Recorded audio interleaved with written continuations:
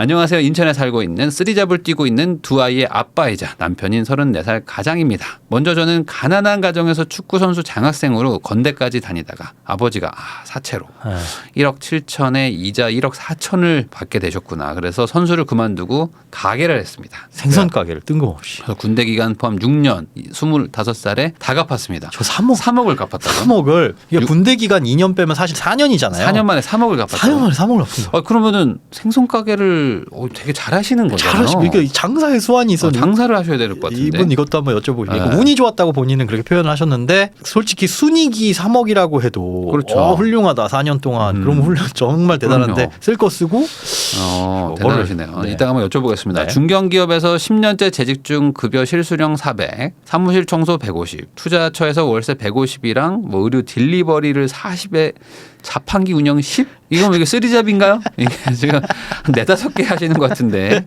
다음 달부터 청소 부업을 40으로 또 추가를 또 하니까 190이 돼요. 190까지. 그래서 예. 연참이 성과급 평균 700을 벌고 있습니다. 네. 그 말은 거의 안 쉰다는 개념인 것 그렇죠. 같아요. 거의 안 쉰다는 거. 네. 거의 뭐 청소에다가 지금 투자처도 뭐 어쨌든 관리도 해야 되고 할 텐데 대단하십니다. 누구나 사연 없는 인생 없기에 구구절절 감정파리가 되고 싶지는 않지만 과거는 그만하고 돈이 행복이 전부는 아니지만 내 가정 아이들을 지키기 위해서 돈은 있어야 된다고 생각하는데 지금은 그래서 투자도 좀 해놓으셨어요. 네. 그래서 2주택인데 명의를 분산해놔가지고 1주택으로 지금 네. 근데 이 명의 누구한테 가지고 있는지 이따 한번 물어봐야겠다. 뒤에 나올 거예요. 쓰리잡을 6년째 뛰고 있는데 쓰리잡이 6년. 아니 그 전에는 거기다가 생선 가게 군대에서 뭐 예. 생선 가게. 그때도 거의 뭐 잡은 하나지만 네. 사실 쓰리잡만큼 노동 강도가 셌을 것 굉장히 같은데. 힘드셨을 거고. 아파트 투자를 추가로 더할지 아니면 지금처럼 투자처에 투자를 더해서 몸으로 하는 부업을 줄이고 돈이 돈을 부르는 시스템을 구축할지 고민입니다. 새로운 태권도 도장을 오픈 예정이에요. 이건 이제 투자처. 누가 태권도 도장을 이제 오픈하시는데 그러니까 이 주변 지인들이 좀 있으신데 네. 돈을 좀 빌려줘라. 그러면 내가 월 얼마 줄게. 약간 이런 그 자영업을 창업하는데 들어가는 창업 비용을 지원해주는 일종의 개인 대출을 해주고 네, 계신 거죠. 그렇죠. 이거 사채죠, 사채. 사채는 어감이 좀 이상하긴 한데 뭐 사채입니다. 사채라는 게 이제 개인들이 하는 네. 채권이라고 보시면 됩니다. 내년에 5천 투자하면 월 60을 받는다. 그러면 1년에 700을 받는 거잖아요. 720이면은 그러면은 15% 가까운 15%, 거의 14.4% 가까운 돈을 받기로 했습니다. 쓰리잡을 오랫동안 하다 보니 이제 점점 체력의 한계를 느끼고 있습니다. 지금 상황에서 가지고 있는 자금으로 아파트에 투자를 할지 아니면 태권도장 같은 거 아까 말한 5% 나오는 투자처가 있는데 여기에 투자를 할지 고민입니다. 아파트 투자를 하면 정해진 저축액을 맞추기 위해서 쓰리잡을 계속해야 되고 태권도장 같은 거에 투자하면 월 소득액이 좀 늘어나니까 쓰리잡을 좀 줄여도 될 것 같습니다. 현재 전세를 끼고 매입을 고민하고 있는 아파트는 두 곳인데 동탄에 사업하는 전세 아파트와 인천 연수구에서 전세 3억 정도인 아파트입니다. 실투자 자금은 5천에서 1억 정도 생각합니다. 주거 상황 보니까 매수가 4억 5천인데 대출 3억 끼고 산 거죠. 근데 네. 이게 지금 한 5억 1억이 올랐어요. 예. 매수가 5억 500만 원, 5억인데 전세 4억을 끼고 샀는데 부모님 네. 명의로 사셨군요. 근데 이게 6억으로 6억이 됐습니다. 1억이 또 올랐어요. 그러니까 전세 끼고 샀으니까 사실상 이게 100% 정도 오르고 뭐 이것도 거의 뭐 100% 가까이 오른 네. 그런 거죠. 그러니까 이게 레버리지의 뭐 좋은 결과인 네. 거죠. 레버리지를 썼기 때문에 이렇게 수익률이 높았지만 뭐 반대로 빠지면 뭐 레버리지만큼 빠지는 거니까. 2017년부터 올해까지 14년식 중고 아반떼 800만 원으로 키우다가 힘들어서 1,400만 원을 주고 스포티지를 샀습니다. 차에 욕심은 없습니다.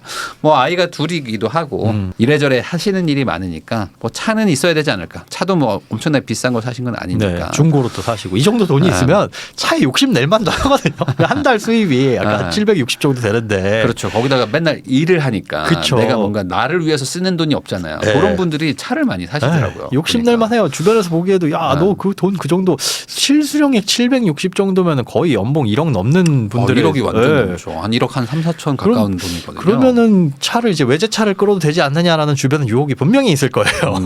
그렇죠. 주변 분들이 그럴 네. 수도 있고. 그렇죠. 포기할 수 없는 소비는 뭘까? 도서, 책을 좋아하시나 봐요. 네. 식비, 보험.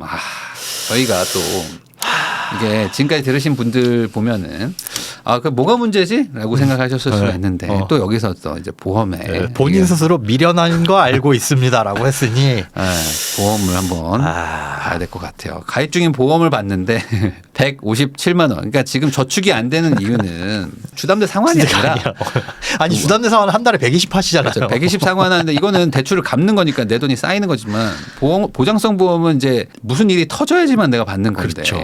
저축이 아닙니다. 봤더니 그건. 종신보험이 그러니까 내가 죽어야지만 돈을 받는 건데 네. 여기에 내 건에 65만 원. 그러면은 이 종신보험을 이렇게 여러 건을 듣는다는 게 의미가 전혀 없어요. 어떤 사실은. 거죠? 그러니까 뭐 비싼 걸 하나 드는 거 대비 이게 뭐 좋은 거야? 아니 좋은 게 전혀 없어요. 비싼 거 하나를 가입하는 거 하고 전체적인 사망보험금도 오히려 한 번에 예를 들어 20살 때 딱 50만 원짜리 가입했다. 네. 그럼 사망보험금이 한 예를 들어 뭐 2억이다. 근데 20살에 네. 10만 원짜리, 25살에 10만 원짜리, 30살에 10만 원짜리 하면 같은 돈 50만 원을 내더라도 1억이라는 사망보험금을 받기 위해서 내는 보험료는 더 비싸질 거 아니에요. 네. 사망 위험이 높아지니까. 그렇죠. 그러니까 전체적인 보장 금액을 봤을 땐 같은 돈을 내더라도 훨씬 적을 거고 아마 이분이 이걸 어떻게 해서 이렇게 가입하게 됐는지는 부모님께 물려받았다고 하는데 본인 보험은 네. 이거는 아마 그냥 주변에서 권유 그냥 해주신 것 같고 통합보험은 뭔가요? 통합보험이라는 게 왜 손해보험 같은 거 보면 무슨 뭐 현대해상 뭐 삼성화재 아니면 무슨 손해보험 뭐 이런 것들 있잖아요. 거기에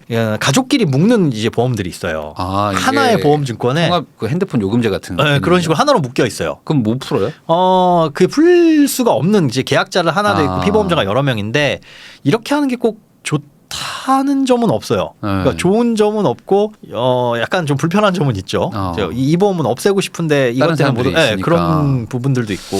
그러니까 뭔가 이 통합이라는 단어가 좀 이렇게 어감이 좋지가 않네요. 좋지 그래서 않아요. 뭔가 얽혀 있다라는 네. 느낌? 아, 그럼 이것도 이제 풀 수가 없이 이제 계속 내야 되는 상황일 것 같기도 하고. 좋은 보험이라면 가져갈 만하지만 저것도 제가 사전에 받아보니까 갱신형 그래요. 계속 보험료가 계속 올라가는. 올라가는. 네. 기타 두 건도 한 5만 5천 원. 어린이 보험이라는 게 이제 물론 어린이들이 뭐 아프니까 뭐 이제 드는 경우도 많지만 이렇게 말씀드려서 좀 죄송하지만 어느 정도 아이가 좀 크면 그때는 이제 건강한지 아닌지가 어느 정도 나오면 그렇죠. 그 다음에는 아주 많이 쓰지 않던데. 네, 그리고 아이들이 네. 아프면 엄마 아빠가 벌어서 해줄 수 있어요. 그러니까 엄마 아빠가 아프면 네. 그건 답이 없는데 아이들이 아픈 거는 벌어가지고 번 돈으로 할 수 있는데 저기에 이제 큰 돈 나가는 걸 대비하기 위해서라고는 하지만 네. 거의 250만 원 돈을 1년에 내시는 건데 이게 그게 있더라고요. 제가 보니까 보험을 드신 분들이 보험 좋아라고 얘기하시는 게 내가 보험을 들어놨기 때문에 보험 뭐 실비라든지 뭐 이런 것들이 네. 혜택이 있잖아요. 병원을 가면 어쨌든 그렇죠. 그 돌려받는 게 할인 있죠. 개념으로 내가 싸게 들어갈 수 있으니까 네. 싸게 할 수 있으니까 병원을 자주 가서 내가 혜택을 볼 수 있다라는 개념으로 가시는데 사실 안 아프면 안 가도 되거든요. 네, 네. 제가 저번에 한번 발바닥이 조금 아파가지고 네. 갔다가 뭐 초음파에다가 물리치료랑 이런 걸 다 했어요. 그렇게 하고 제가 보험이 없거든요. 저는 실손이 없어가지고 그때 한 20몇만 원 냈나? 냈어요. 네. 근데 그러고 나니까 이제 집에 와가지고 이거 보험을 들었어야 되나? 라는 생각이 든 거예요. 네. 근데 사실 그거 안 해도 되는 거를 제가 굳이 한 거거든요. 초음파하고 나서 결과가 뭐냐면 인대가 조금 뭐 염증이 놀랐어요? 생겨서 하니까 좀 쉬셔야 되겠다. 알고 있었거든요. 그 정도는. 가기 전에도 저도 나도 인대가 아파가지고 좀 쉬면 낫겠지라는 걸 알고 갔지만 초음파로 그냥 확인받는데 한 10몇만 원 낸 거예요. 그다음에 물리치료도 거기다 이제 전기 충격을 좀 주는 거였는데 그냥 누워있다 왔죠. 그냥 이게 굳이 내가 그걸 안 해도 사실 낫는 것들을 가서 내가 병원 치료를 받는 거니까 이게 오히려 남는 거다. 네. 돈 번다. 이런 생각을 가지시는 것도 아닌가. 이것도 한번 고민을 많이 해보셔야 되는데 우선 숫자가 고민이 아니라 이거는 저는 무조건 다이어트 해야 돼요. 고민의 여지가 없어요. 그냥 아이가 이제 둘이는 4인이니까 어느 정도 이하로 낮춰야 돼요. 요즘에 근데 어린이 보험들이 되게 비싸더라고요. 이게. 근데 저게 두 건이니까 절반만 짜려도 6만 원, 5만 원 정도인데 성인 보험도 보통 20살에 가입할 때 그 정도 하거든요. 이 정도면은 사실 보험으로 돈 벌겠다는 수준의 어떤 네. 그런 세팅인 거잖아요. 보장도 되게 많고. 네. 근데 요즘에 보험이 비싼 이유를 보니까 아이들도 실비가 들어가잖아요. 음. 근데 실비 보험의 보험료가 한 서너 살까지 되게 높아요. 그렇겠죠. 예, 영유아들이 그때가 제일 아프니까. 아프고 뭐 한번 얘네들은 그리고 우리가 어른은 솔직히 아파도 입원 맘대로 못 하잖아. 이래야 네, 되는데 어떻게 네, 입원? 애들은 근데 아프면 그냥 입원시키고 하니까 돈이 위험률 손해율이 높아가지고 오히려 서너 살 때까지가 되게 비싸고 그다음부터 네. 보험료가 떨어져서 한 달에 3-4천 원 수준. 네. 근데 그 전에는 뭐 몇만 원 수준이라서 처음에 태아보험 가입할 때 보험료 왜 이렇게 비싼가 봤더니 그게 실비가 한 3분의 1 정도를 차지하는 경우가 있어요. 그래서 지금 비싸도 아마 서너 살 정도 지나가면은 조금씩 떨어질 수 있는데 그래도 5만 원 정도 수준은 뭐 넘지 않았으면 좋겠다. 한 4명이서 한 2-30만 원 안쪽으로만. 네, 뭐 비싸도 지금 나이도 이제 37 아내분의 나이는 모르겠지만 그 정도 되시면 있는 거 정리를 하더라도 30만 원 정도 안쪽 수준이면 충분하지 않을까 다 합쳐서. 지금 상황 보니까 저축은 한 360만 원 정도 하시는데 펀드에 100만 원, 그다음에 적금에 100만 원, 네. 그다음에 원리금 상환 120, 네. 저축보험도 있어요. 이거 한 보장성 20만 보험 원. 말고도. 연금보험. 자녀 이름으로 연금보험을 왜 가입? 자녀 연금보험은 뭐죠? 그러니까 아이들이 나중에 연금 받는 보험이에요. 애가 늙어서 아니 내 노후도 지금 그러면 한 5-60년 뒤에 받는 거잖아요. 이거는 하시면 진짜 이거는 내가 부자가 된 다음에 네. 내가 내 자산을 주는 그래. 내 자산을 주는 게 좋지 않을까. 요거는 자녀 연금보험 저축보험도 좀 저 자녀 연금보험은 아마 보험회사에서 이제 보험 시장이 포화되다 보니까 그래서 억지로 만들어낸 상품 같아요. 자녀 연금은 좀 너무한다. 네. 이거는 아이들 그러면서 이제 셀링 포인트가 뭐냐면 뭐 증여세를 아낄 수 있다. 내 연금 받아야지 좀 무슨 그러게요. 그리고 증여세는 어쨌든 증여 공제라는 게 있어서 그렇죠. 그리고 상속해 주면은 그 상속 공제나 이런 거 따지면 85,000원씩 들어가 봐야 저거를 그렇죠. 공과금, 유류비 뭐 이런 것들, 생활비, 뭐 식료품비, 네. 식료품비와 식비. 이분은 이제 출퇴근할 때 식비고 식료품비는 4인 가구에 간식이 있고 네. 이것도 좀 여쭤봐야 되겠네요. 너무 이렇게 디테일하게 그렇게 쪼개놔서 저는 적은 줄 알았더니 다 합치니까 한 200이야.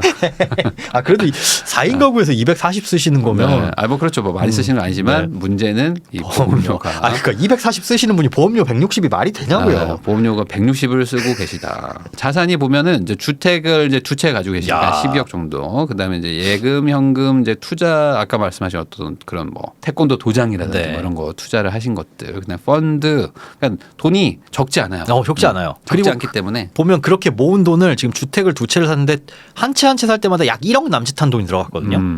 그게 이제 가치가 오르면서 올라가면서 저렇게 된 거죠. 그러니까 이게 결국 아까 수익률이 좋았기 때문에 한 네. 100%씩 벌었기 때문에 한 2억 3억을 벌어버리신 거. 네. 그다음에 이제 그동안 저축한 것들을 가지고 또 이제 그 아까 말한 어떤 뭐 이자가 좀 괜찮은 그런 뭐 사채 돈놀이를 지금 하고 계시기 때문에 이런 걸로 지금 돈을 나름대로 번 상황입니다. 그러니까 보험만 빼면은 100점이에요. 근데 보험이 빼면은 보험 나쁘지 때문에 않을 지금 것 같은데 점수가 40점으로 낮아졌습니다. 저희가 한번 통화를 한번 네. 해보도록 하겠습니다.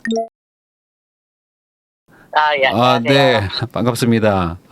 저희가 이제 사연을 쭉 봤는데 우선은 네. 그 어릴 때 그 아버님의 어떤 빚까지 다 갚으시고 그다음에 이제 여전히 지금 자산도 많이 모으셔가지고 또 투자까지 성공적으로 잘하신 거 우선은 대단하다. 그리고 이제 또 6년이나 또 쓰리잡을 하시고 계신 것도 대단하고. 네, 그래서 많은 분들이 다들 대단하다, 엄청난 사람이 나왔다, 뭐 지금 이런 댓글들이 달리고 있는데 하나 문제가 있는 건 아시죠? 네. 그렇게 된 어떤 사연이 어떻게 된 건가요? 이게 어렸을 때 저희 어머님 쪽이 병력이 조금 많으세요. 그러면 또 네. 얘기가 달라질 수도 있겠군요. 네, 그래서 이제 조금 단명하시기도 했고 어머님 쪽이 그 다음에 암 쪽으로 많이 걸리시다 보니까 네, 어머님이 걱정을 하셔서 이제 어렸을 때부터 드러났던 거를 이제 제가 업어온 경향이 있고 그 다음에 와이프 쪽도 이제 조금 그런 게 있어서 단명한 그런 쪽이라. 그러면은 그래서 네. 종신보험을 들은 건가요? 이게 뭔가 좀 말하기가 좀 애매하긴 한데 아예 단명할 수도 있기 때문에. 네, 어떻게 보면 제가 조금 20살 때부터 막 제 피파라서 지금 돈을 벌고 있는 건 저도 알거든요. 네네. 그렇죠. 이건 사실 유지할 수 없는 소득이거든요. 네, 그래서 갉아먹고 있다 보니까 처음에는 뭐 비가 없이 막 이렇게 살았었는데 네. 근데 이제 자녀들이 생기다 보니까 제가 조금 요즘은 무서워지더라고요. 내가 갑자기 쓰러지면 과연 얘들을 어떻게 해야 되나 그런 생각도 들다 보니까 이게 유지를 하고 있고 그 다음에 지금 거진 한 3분의 2 정도를 다 납입을 했어요. 네. 그러니까 이게 한 3분의 1 정도가 남다 보니까 이거는 공부를 하면 할수록 이거는 사연 신청하면 나는 많이 혼날 텐데 네, 그 생각도 들고 이건 안 되는 건데 하는데 이게 환급금이 한 40에서 60% 그 사이밖에 지금 현재 안 되다 보니까 계산을 한번 해봐야. 예. 그러니까 이게 보험은 이게 안 들면 제일 좋은데 근데 그렇다고 또 들어놓은 거를 아까 말씀하신 것처럼 뭐 가족력도 있고 하시다 보니까 이제 그런 것도 불안하기도 하니까 그냥 조금 더 이렇게 납부하고 마음 편하게 지내자 이제 이런 마음이신 거잖아요. 네네. 근데 1년에 지금 2천 넣으시면은 5년 정도 납부하셔야 된다고 그랬잖아요. 예. 한 1억을 더 넣으셔야 되네요. 예. 그럼 지금까지 내신 걸 대충 해약환급금 계산해도 1억이 넘는 돈이 환급금으로 나오고 그리고 그 돈은 사실은 끄집어내서 쓸 수 있는 돈이 아니잖아요. 잠자고 있는 돈입니다. 그냥 깨거나 무슨 일이 생기지 않으면 안 나오는 돈. 그렇죠. 이제 보험료 납입한 게 그러면 안 깨면은 돌아올 게 계속 없어요. 남아 있는 거잖아요. 그냥 그 보험사에. 그러니까 그러면 환급금이 이제 어느 정도 그러니까 높아지면 그때 깨시겠다 이런 건가요?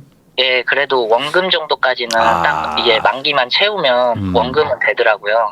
그러니까 이게 참 보험이 이게 참 이게 무서운 게 어느 순간 원금만 찾았으면 좋겠다라는 걸로 가는 거야. 모두가.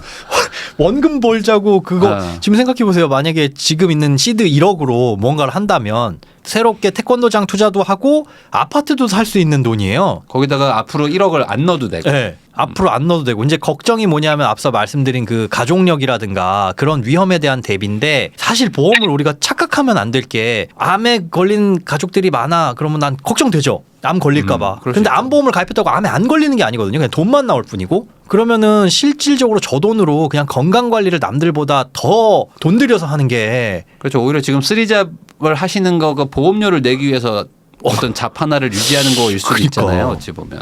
네네. 네, 그러니까 그게 오히려 다 나의 몸을 더 혹사시키는 거고 그러면은 이제 이런 말하면 뭐하지만 그렇게 해서 내가 빨리 죽어야지 이 지금의 어떤 이 포트폴리오가 효과가 있는 건데 그걸 원하시는 건 아니란 말이죠. 네네. 맞아요. 그러니까 이게 지금 뭔가 좀 선우가 좀 바뀌었다라고 좀 생각이 들고 이런 생각을 할 수는 있겠죠. 뭐 그럼 다 정리하라는 얘기냐? 아니 그게 아니라 뭐 이제 너무 158만이 너무 세고 그리고 또 여러 개를 드셨으니까 뭐 절반 정도만 뭐 해지를 하고 나머지는 뭐 붙는다든지. 네네. 오래된 것들만 남겨놓고 나머지는 당연히 이제 손해가 클 수 있어도 앞으로 들어갈 돈 생각하면 기회비용이 너무 큽니다. 확실히 그게 가장 중요한 것 같아요. 그러니까 앞으로 늘 돈에 대해서 너무 그거를 생각을 안 하시고 내가 그동안 손해 보는 것만 생각하면은 앞으로 넣는 것 자체가 그 돈으로 원래 할 수 있는 것들이 많았는데 그걸 못 하게 되는 거잖아요. 그런 것도 한번 고려를 해보시고 뭐 절반 정도만 정리를 하시든지 뭐 이런 식으로 한번 해보시는 것도 좋을 것 같고 혹시 맞벌이 하시나요? 아니요, 맞벌이 아니고 외벌이. 그러면 아내분 종신보험도 5개인데 그러면은 아내분만 거의 지금 1년에 한 700 정도 가까이 들어가는 거잖아요. 네. 그러면 아내분은 외벌이신데 700이면은 아내분이 뭐 극단적으로 말해서 좀 이상하지만 아내분이 갑자기 돌아가신다고 해서 우리 집에 뭐 엄청난 경제적인 뭐 어떤 충격파가 오는 거는 아닌데 상대적으로 본인이 소득을 많이 버시니까 본인이 진짜 만약에 쓰러진다거나 아프면은 정말 큰일 나겠죠. 우리 가족이 완전 힘들어지니까. 근데 이제 아내나 뭐 아이들은 상대적으로 경제적인 문제는 아주 그 비중이 높은 건 아니니까.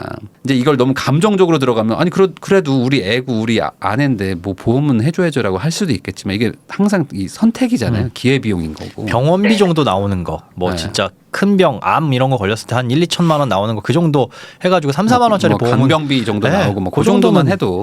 근데 종신보험은 주된 보장이 사망이란 말이죠. 그러니까 이거는 정말 누가 죽어야지만 이득을 보는 그런 구조인데 모두가 다 그렇게 안 되려고 열심히 건강 관리도 하고 노력도 하고 있는 와중에서 이게 서로 지금 앞뒤가 안 맞다라고 저는 보이거든요. 어린이 보험도 12만 원은 너무 비싼 것 같아요. 애가 2건씩이나 왜 하나만 있어도 하나도 좀 싼 거 없나요? 좀 다시 일단 좀. 다시 하기에는 더 비쌀 거고 애기들이 지금 몇 살이죠? 6살, 4살이에요. 6살, 4살. 그러면 이제 비싼 시기 지나갔으니까 더 싸게 가입하기도 애매하고 이미 낸 기간도 있으니까 이 중에서 이제 오래된 것만 남기고 둘 중에 하나씩은 정리를 하시는 게 그렇게 해서 한 반 정도 내도 한 6만 원, 5만 원이네요. 그래도 보장성 보험은 진짜 버리는 돈이라고 생각하셔야 돼요. 그냥 다 버리고 나면 나머지는 보장. 깨지 않으면 절대 내 돈 아니다. 그렇죠. 버리는 돈이요. 그냥 자동차 보험과 마찬가지입니다. 없어지는 거라고 생각해도 뭐 무방하죠. 이게 나중에 그 한 40년, 50년 뒤에 내가 진짜 죽을 때 돈을 받으면 그 물가 상승률 고려하면은 아무 의미가 없는 돈이 되는 거라서 만약에 사망 보장이 나는 진짜 걱정된다. 나 혼자 내가 진짜 경제적인 책임을 다지고 있으니까 걱정된다 그러면 인터넷에서 정기보험 담배 안 피시죠? 네. 체중은 표준 체중이신가요? 네네. 그러면은 65세까지 사망보험금 1억 가입하는데 2만 원도 안 해요. 네. 빚진 거 대출 있는 거 생각하고 만약에 내가 무슨 일이 생겼을 때 가족이 들어볼까? 빚 같은 거는 좀 정리를 해야 되니까 한 3, 4억 필요하다. 그러면 한 5, 6만 원이면 사망보험금 65세까지 3, 4억 확보할 수 있어요. 근데 65세 이후에는 애들 다 컸잖아요. 그렇죠. 지들 다 알아서 먹고 살고 있는데 아버지 돌아가셨다고 아이고 이제 우리 어떻게 먹고 사나 안 그럴 거라고요. 근데 종신보험은 그냥 평생 60세에 죽든 80세에 죽든 90세에 죽든 사망보험금 나오는 건데 저게 쓸 수도 없는 돈이 무슨 소용인가. 그러니까 참 요거 한번 고민 좀 많이 해보시고 정리를 할 거는 좀 해야 될 것 같아요. 안 그러면은 저도 옛날에 좀 과로를 하면서 막 이렇게 돈을 벌었지만은 이걸 20년, 30년 못 한다는 건 본인도 아시잖아요. 네네. 쓰리잡은 정말 단기간에 바짝 벌려고 하는 건데 그렇게 벌어가지고 받을 수 있을지 애매한 그런 보험사에다가 지금 거의 소득의 3분의 1을 갖다 주시는 거는 아주 큰 리스크다라고 생각이 들고 투자권으로 좀 얘기를 해보면 투자는 뭐 확실한 거를 하시는 건가요? 어떤 뭐 아까 태권도장 같은 것들 이게 물론 이렇게 이자가 세서 뭐 투자하기 좋다고는 보이는데 태권도장이 뭐 무조건 성공한다라거나 뭐 이런 게 뭐 보장이 되는 건 아니니까. 그게 태권도장만 하는 게 아니라요. 네. 양계장을 같이 투자하고 있거든요. 제가 뭐 그쪽 분야를 모르다 보니까 뭐 이쪽에 대해서는 뭐 크게 걱정은 안 되시나요? 네, 이게 좀 가족 관계도 연계돼 있고 그다음에 공증도 받은 상태고 그다음에 어느 정도 지금 안정권으로 접어들어서 하고 있는 거고 지금 추가로 이제 그분은 더 같이 하자고 얘기를 하시는 거거든요.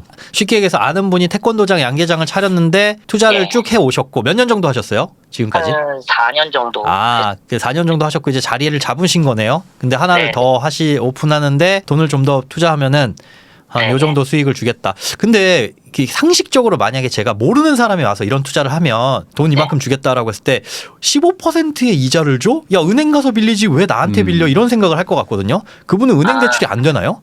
그분이 태권도장이 하나 두 개가 아니라 4개, 5개 정도를 지금 운영하고 계시거든요. 국기원인가? 아니 근데 그 정도면은 제가 봤을 때 5천이 부족하면 5천은 그냥 은행 가서 받을 수도 있는 거 아닌가요? 근데 이제 그분도 이제 레버리지를 완전히 풀로 다 땡겨 놓으신 상태라. 그러다 보니까는 이제 추가로 이제 그분도 욕심이 계속 생기시다 보니까는 약간 후순위 대출 같은 느낌이네. 뭐 이게 뭐 문제가 없다면은 제가 봤을 때는 뭐 수익률 자체는 뭐 충분히 유의미하고 진짜 연 평균 15% 정도를 받을 수만 있다면 제가 봤을 때는 주식 투자나 부동산 투자를 굳이 안 해도 될 정도의 어떤 수익률이기 때문에 이게 잘 되면은 저는 이쪽에다가 투자하시는 거는 좋다고 봅니다. 근데 이제 아까 말씀하셨던 것처럼 약간 조금 걱정되는 거는 이제 공증을 받아놓으셨다고 했는데 그 공증이라는 게 사실은 뭐 아무 의미가 없거든요. 이게 결국에 이제 채권 형식이기 때문에 내가 어떤 뭐 근저당을 잡아가지고 뭐 경매를 친다거나 뭔가를 받아낼 수 있는 그런 게 없어서 나중에 그러니까 이분이 사업이 잘 된다는 거가 확실하면 투자하시고 사업이 잘 안 되면은 내 돈이 날아갈 수도 있구나. 사실 다 이미 레버리지를 많이 쓰시고 계시기 때문에 사업이 조금 이렇게 힘들어지면은 다 날아가는 거죠. 다 같이. 이 레버리지 비율이 너무 높아요. 그건 좀 걱정이네요. 그러니까 이거는 뭐 안전합니다의 그 의미가 저는 그분의 사업이 잘 되는지를 꾸준히 체크는 하셔야 될 것 같다. 단순히 뭐 어떤 공증 받아놨기 때문에 돈 받겠지는 아닙니다. 그거는 이제 현실하고는 좀 거리감이 좀 있는 얘기긴 해요. 그리고 이제 보험 좀 줄이시고 일도 좀 줄이셔야 될 것 같아요. 지금 이렇게 하시면은 제가 봤을 때 진짜 어디에 하나 몸이 고장나지 않을까. 그러니까 한 달에 한 며칠이나 쉬세요? 안 쉬세요? 일요일은 새벽에 일을 조금 하고 아이들이랑 좀 시간을 보내려고. 일요일도 안 쉬어. 그럼 일요일도 애랑 노는 것도 사실 그 아빠도 잡이거든요. 그러니까 지금 포잡을 뛰시는 거니까 못 쉬잖아요. 본인은 못 쉬잖아요. 이게 잡이라고 생각할 수도 있겠지만 제가 아이랑 노는 게 쉬는 것이다. 모든 관점 자체가 가족들한테 맞춰져 있다 보니까 지금 세상에 얼마나 많은 아빠들한테 욕을 먹으려고 아이랑 노는 것도 그게 결국에 그게 쉬는 거다. 그렇게 얘기하시면은 뭐 그러면 하나 더 하시죠. 그냥 포잡으로 그냥 좀 여유가 있으신 것 같은데 정말 열심히 잘하고 계시는데 그래도 건강은 좀 체크를 좀 하시면서 챙기시는 게 좋을 것 같습니다.